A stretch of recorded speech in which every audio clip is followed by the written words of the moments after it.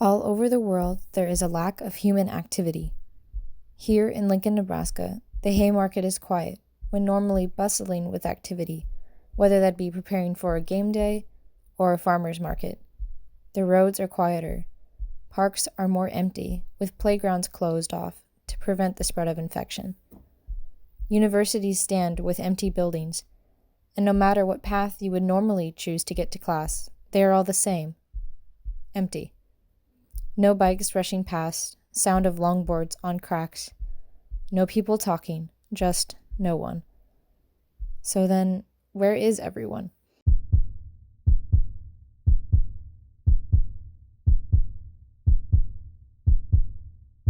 Even though we are encouraged to stay home, the ironic thing is that for a lot of us, sanity can be found outdoors. We can be found going for walks around our neighborhoods, running across a local park, or taking in the fresh air at a local lake. The need to have freedoms, such as going outside, has never been so relevant, and because of this, the turnout at public parks is greater than ever. Not typically something a lot of us would have time for on a day-to-day basis, now becomes a ritual habit and for some, a form of meditation. To have the ability to do this is freeing. Nature and its positive connotations often give us a sense of control in a time where we seem to have none.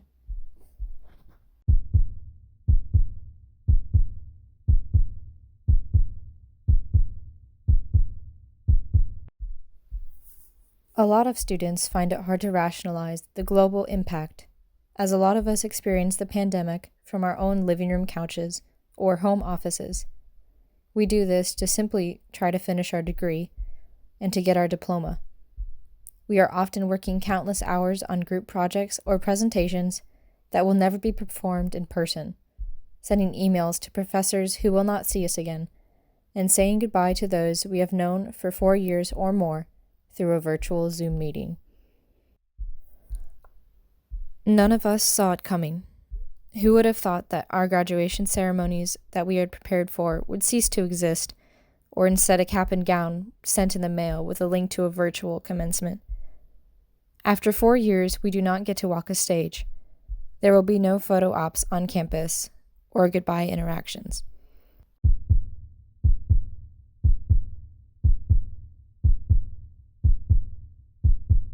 What we're gonna do is we're gonna talk about this seriously for I don't Wait, know. should I go get my mask too? No, it's okay. Okay. Just everyone say like maybe 1 or 2 sentences, and then we can like stop. Okay, so just talk about how COVID has impacted me. Yeah, so how has COVID impacted your life, and how do you think the situation of climate change, what that means towards the pandemic, and whatever you feel comfortable sharing, Sure. I guess. Okay. So I guess on a personal level, COVID has kind of stripped me of interactions with my friends and other places that I would normally be. So socially, it's kind of deprived me. It's put me into more of a depressive state than what I would normally be in. I'm not a homebody by any means, so getting out of the house was kind of a key thing to my daily life. That being said, I've been blessed in the fact that I haven't lost my job. I'm working in an industry that is considered essential. In family impact, my dad is also in kind of a similar industry, but has been impacted by the lowering fuel costs and the issue of people not needing fuel, because that's what his industry does. But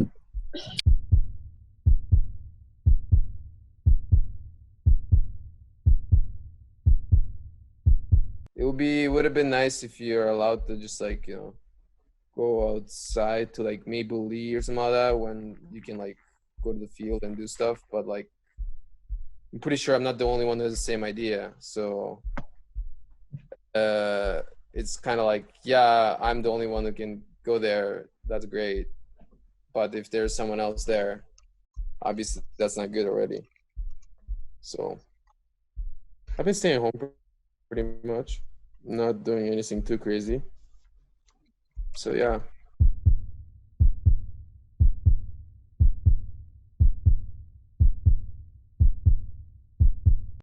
On a more personal level, I guess I mean, it hasn't really, because I can stay at my parents' farm, so it's literally in the middle of nowhere, so, like, you don't have any social interactions anyway, which is great. So we're just doing work out there and stuff. The craziest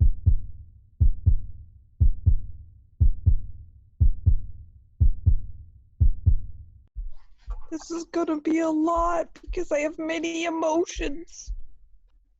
Okay, only talk about your most pressing emotions. Okay. I gotta figure out what those emotions are.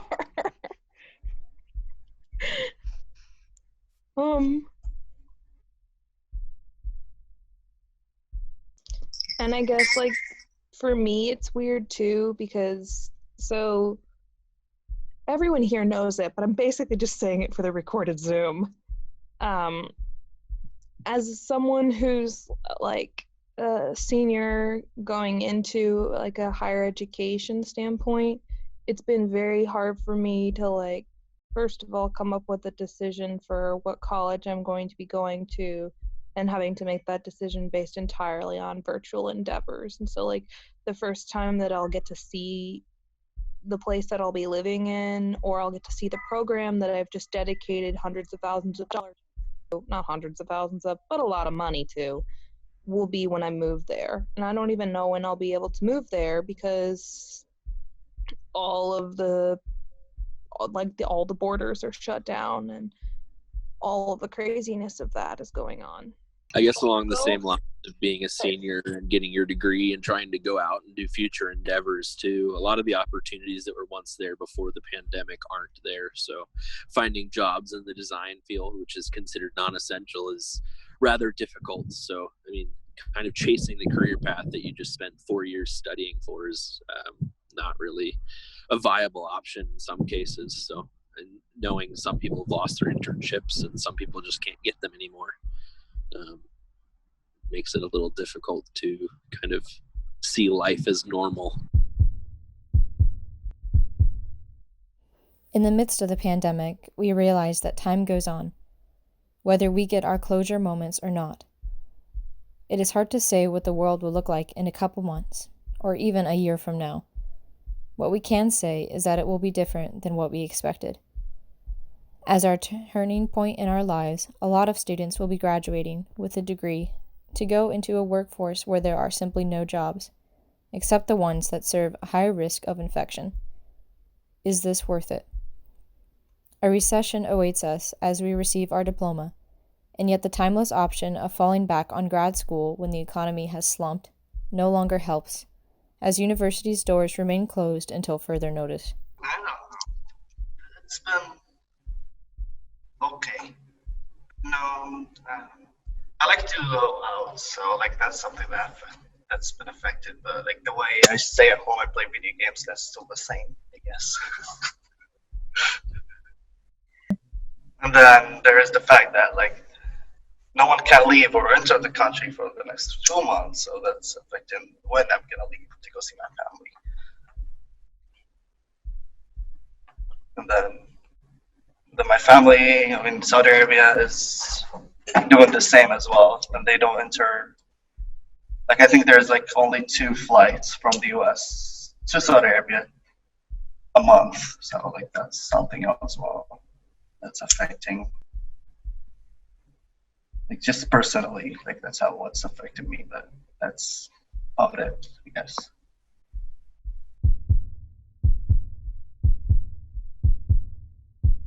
we basically ran from coronavirus the entire semester, which that was fun, because the coronavirus, when it affected Italy, it came into the northern region, and so we were like, oh, okay, we're cool for right now, like it's on the down low, and then it went to the southern region, and then it slowly encroached in us in Rome, and so we fled from Rome, and that was quite the experience. We got to London, which London didn't do anything, so places weren't, I don't know how serious anyone was taking the virus because they didn't like take our temperature or do anything for us landing in London, even though we had just come from Italy, like the hotspot of the coronavirus at the time. And so we got to spend some time in Italy, and then it was improvised and very and very sporadic. And getting taken from study abroad when you pay that much for it does suck. I talked to some other students on the way back who were also flying back from their study abroads that they got withdrawn from. One of the people, she was supposed to spend the entire semester just traveling the world.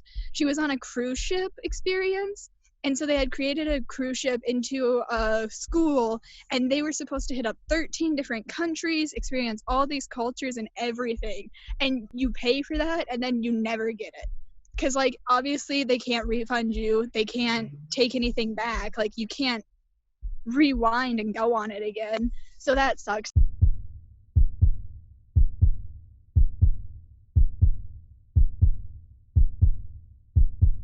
We've gotten so specialized and efficient at making one thing at certain factories that when a crisis like this happens, it screws over everybody that's trying to bring things to the market. And like you guys were talking about, yeah, all the farmers are getting screwed over because of it.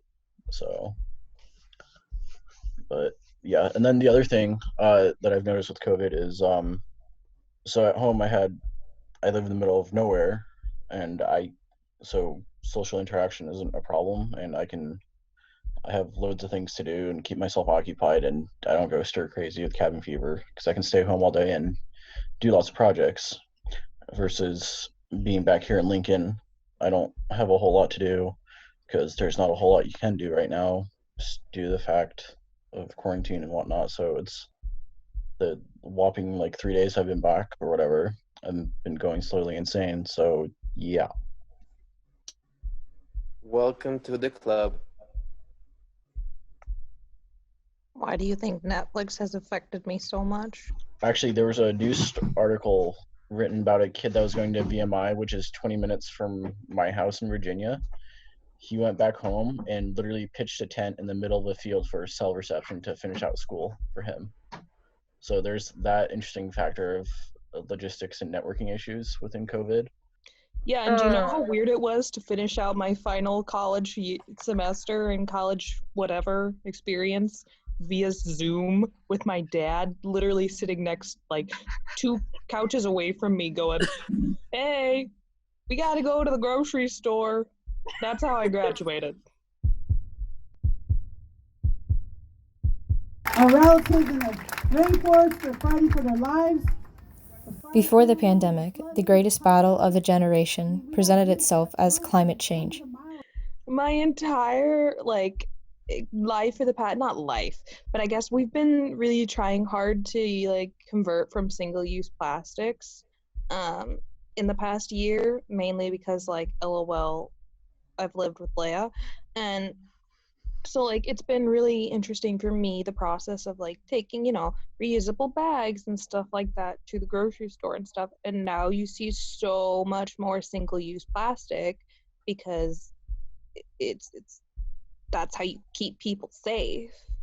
Right. And so it's really weird to just see tons and tons of single-use plastic, and you see just buckets and buckets of cardboard. There's the cardboard receptacle things that are outside of Super Saver that just are overflowing, and they're overflowing in general because they never get emptied because of our political system. But there's so much Amazon boxes, there's so much at-home delivery systems, and you're just increasing the amount of single-use products and cardboard and all of those items. And for sure our environment is probably really great right now because there's not a lot of people that are actively polluting the environment through fossil fuels and through travel and such.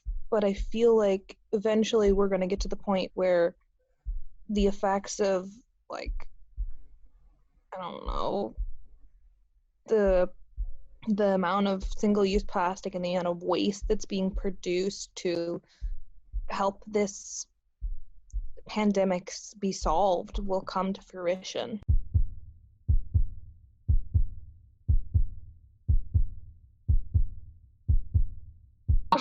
Plus, I have to see you guys like this. I can't see you guys all in person right now, and it's killing me. My Uber driver in London was telling me about a book called The Mindset of Pandemics. People go out and buy things as like comfort items, which is apparently why like people sold out of toilet paper and everything. But now that the coronavirus is hitting all of these meat markets, the one time I visited a Walmart, every single type of meat's gone. Like, it's crazy. You do not need that much. And then all the people who do actually need it because they can only live week to week can't have it. And Yeah, like a couple of days ago, I went to Walmart. There was actually no beef or no chicken. Where's the beef? it's crazy. And then like to see the things that are considered essential businesses versus what's not considered essential businesses is really insane.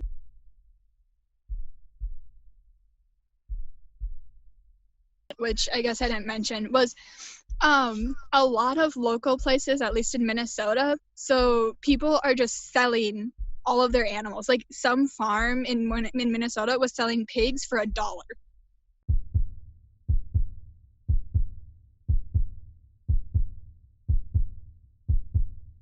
Mom was actually at the grocery store the other day, so like based on top of that, the prices of food aren't going down by any means. They're staying the same prices or going up in some cases. So like there's people out there that are still on a fixed income that can't afford to buy groceries. And so they have to budget all of that when they're throwing away perfectly good food.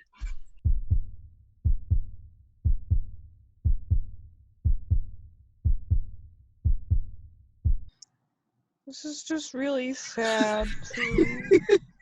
As for the climate standpoint, I mean, some of the things are changing and for the better, but I don't know. Based off of an article that I read, scientists are saying that it's still not going to be enough. We'd have to cut the population by a third to kind of maintain the same way of life that we're treating it as what was the old normal, to kind of maintain it as a living society without destroying the ecosystems and everything. So yes, that being said, yeah, it's great that the hole in the ozone's repairing itself, but in the end, is it going to be enough? I really don't know.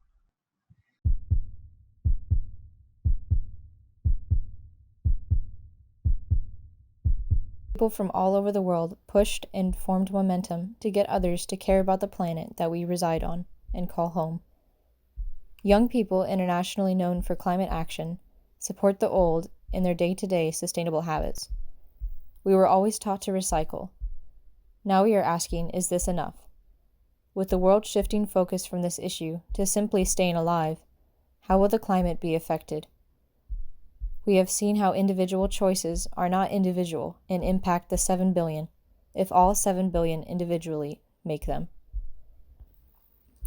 Holistic thinking has come around because of the pandemic, and we hope that it influences consumer choices. On our planet started today.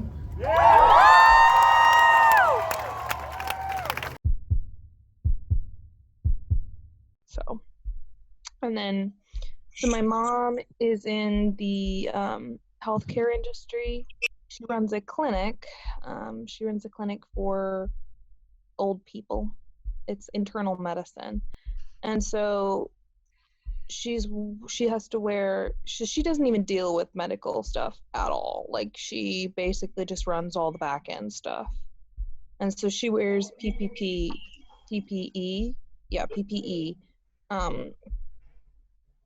like the entirety of her day. And so her 40-hour work week has turned into like a 70-hour work week because she's constantly having to rearrange policies, because at her 7:30 in the morning meeting, all the policies and all of the new things that they've drafted during that time will be completely changed by their 4 p.m. meeting.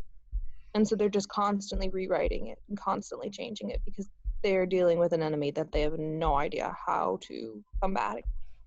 So it is in this sorrow that we have to remember that we are the lucky ones. As hundreds of thousands to millions are sick or are dying, we are lucky to have conversations such as this one. There is no thank you big enough that we can provide to medical workers and those day-to-day people who are putting their lives on the line every day simply by serving others. We owe them a lot, and without them, the situation could be far worse.